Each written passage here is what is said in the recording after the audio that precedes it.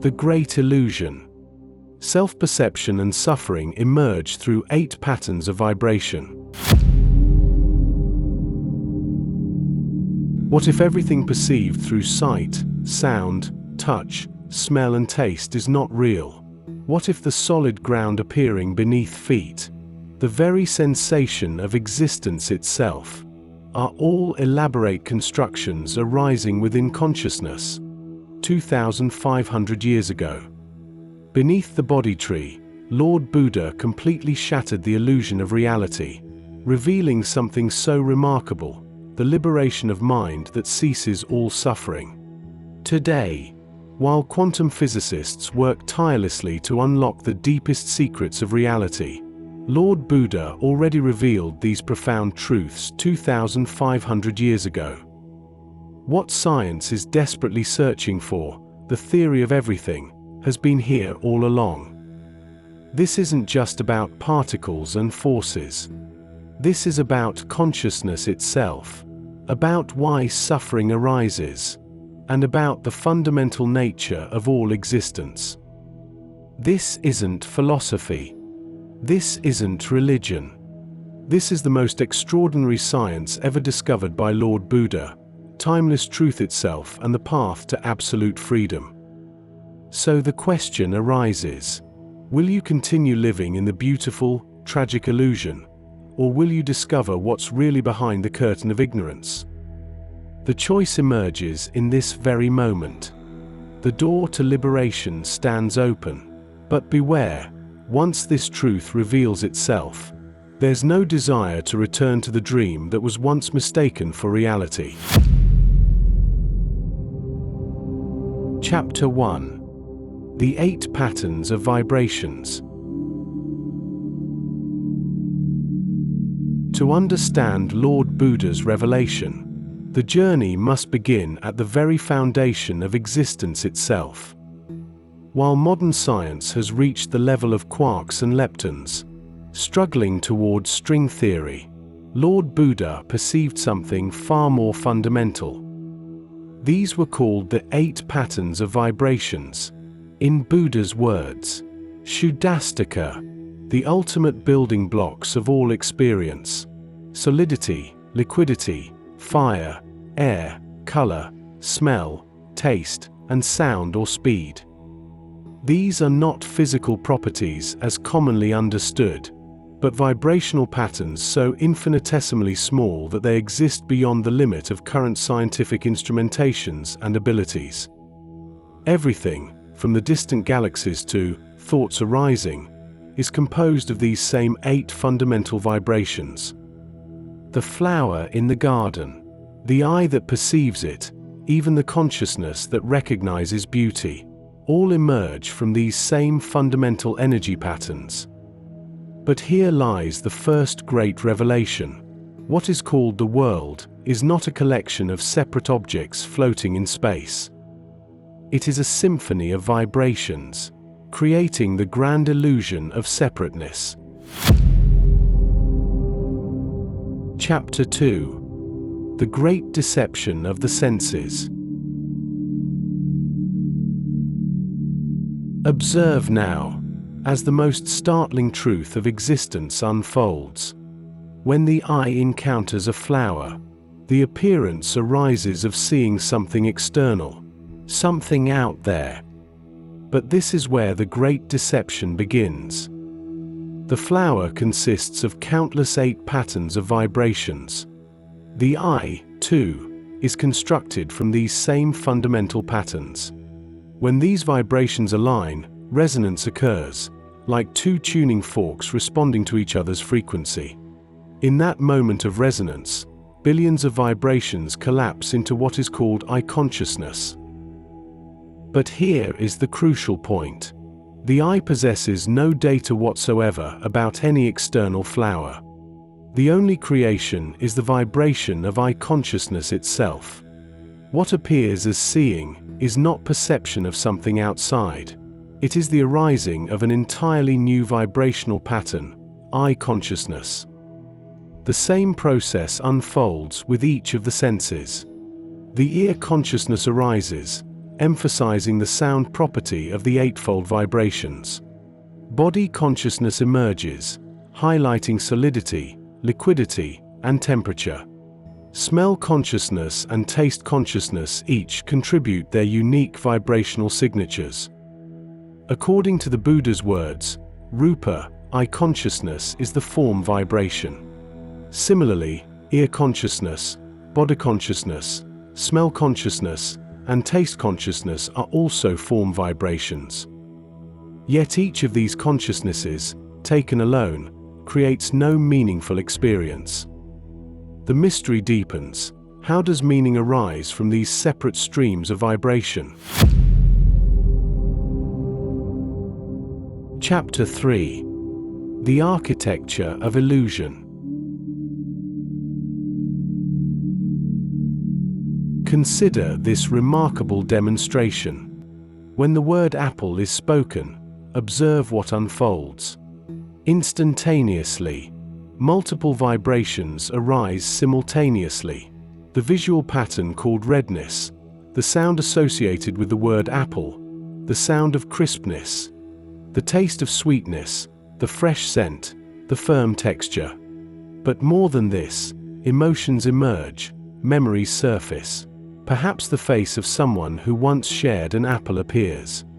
According to Lord Buddha's words, the color pattern, sound, scent, taste, touch and texture are form vibrations, rupa. In Lord Buddha's words, memories, emotions, and feelings are called the name vibrations, nama. The name vibration arises at the very moment instantly without lingering to past or leaving any trace to future. In this context, the name vibration telepathizes right at the moment. The fusion of the form vibration and the name vibration construct the mind consciousness. This is the birth of mind consciousness, the sixth gateway that synthesizes all others. In Lord Buddha's profound phrase, Salayatthana Loko Loko, the world is constructed through six gateways: eye, ear, tongue, nose, body, and mind. Beyond these six gateways, there exists no data about any external world. The apple that seems so real, so solid, so definitely out there, is actually a complex vibration arising as the mind consciousness. It is not a thing at all. It is a process where all the sensory vibrations come together and fuse to construct the apple perception, which is the mind consciousness.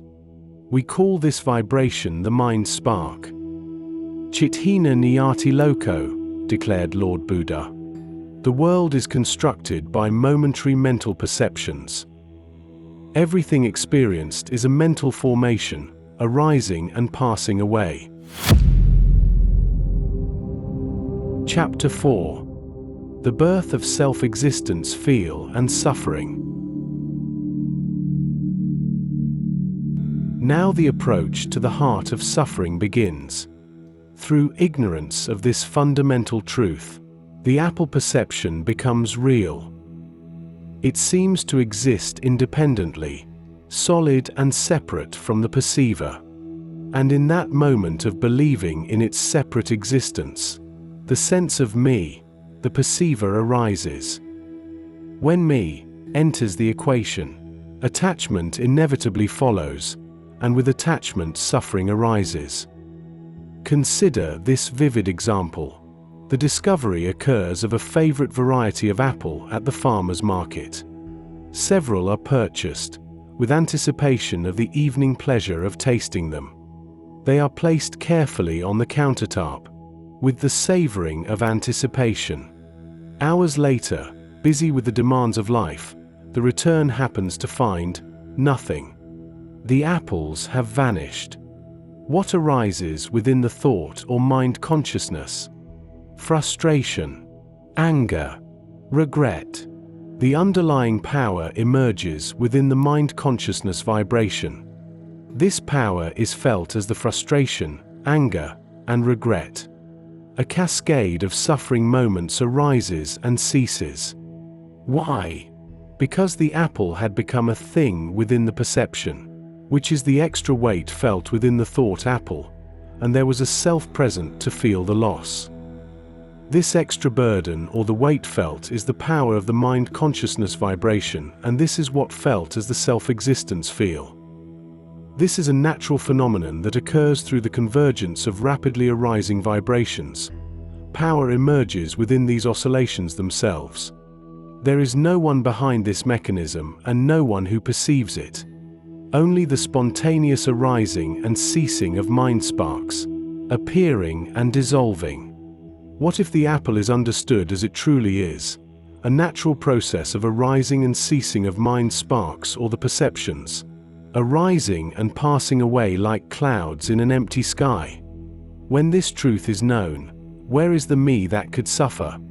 The apple perception may still arise, but that extra burden or the weight doesn't arise within. So the self-existence feeling dissolves. The process continues until the sensory faculties cease functioning, but suffering ends because there is no separate self present to suffer.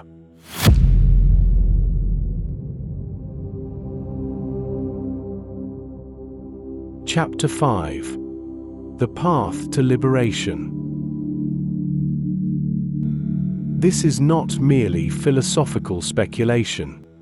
This is the precise mechanics of liberation from suffering, what Lord Buddha called Nibbana.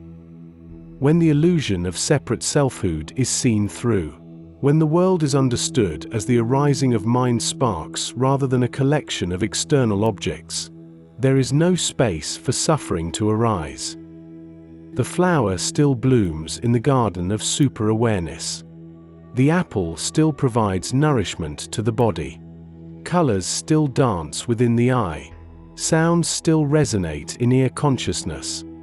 The apple perception is still perceived, but there is no separate entity to grasp at them, no isolated self to lose them, no individual being to suffer their absence. This understanding requires neither faith nor belief.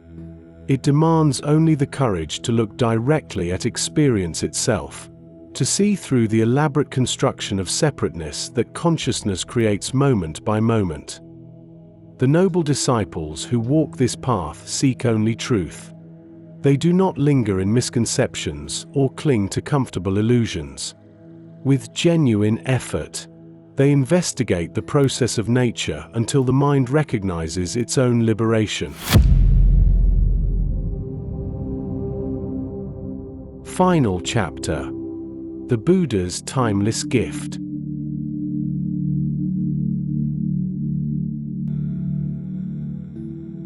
2,500 years ago, Lord Buddha penetrated completely through the illusion of self-existence.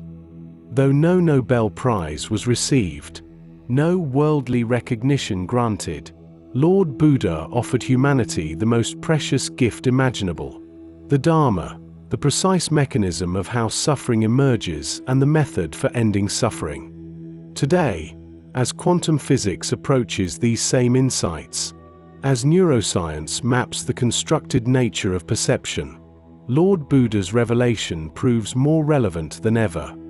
Countless individuals have followed this understanding to liberate the mind, ending their cycle of rebirth. This truth stands present now, not as ancient philosophy or religious doctrine, but as the most practical science of consciousness ever discovered. The question remains: will you continue living in the beautiful, tragic illusion of self-preservation, or will you begin the investigation of the natural phenomena itself? The choice is yours. The door to liberation stands open for you. Lord Buddha merely pointed the way. The rest is up to the awakening that has no center, no extremes, and ultimately, no one there to be awakened. Awaken to the timeless truth within, and be liberated from illusion.